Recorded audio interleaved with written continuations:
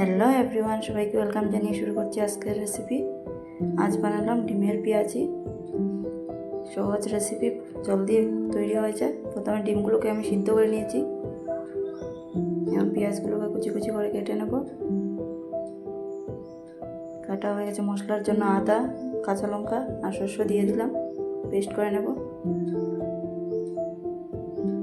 এখন কড়াই বসিয়ে নেব, তেল দিয়ে দিলাম, হলুদ গুঁড়ো দিয়ে দিলাম, দিয়ে ডিমগুলো ভেজে নেব। ভাজা হয়ে গেলে তুলে নেব। এখন এই কড়াইতে তেল দিয়ে দেব, দিয়ে পেঁয়াজগুলো ফ্রাই করে নেব। ফ্রাই হয়ে গেলে দিয়ে দেব মশলা,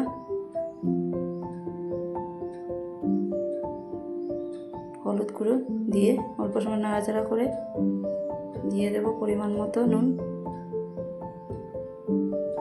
দিয়ে নাড়াচাড়া করে দিয়ে দেব পানি, দিয়ে ডিমগুলো ছেড়ে দেব।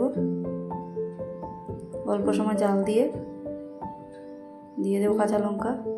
অল্প সময় জাল করতে হবে, জাল দিয়ে দেবো ম্যাগি মশলা, দিয়ে নাড়াচাড়া করে নামিয়ে নেব। হয়ে গেছে চটজলদি রেসিপি, খেতে অনেক টেস্ট। প্লিজ ভালো লাগলে আমার চ্যানেলটাকে সাবস্ক্রাইব করে দিও।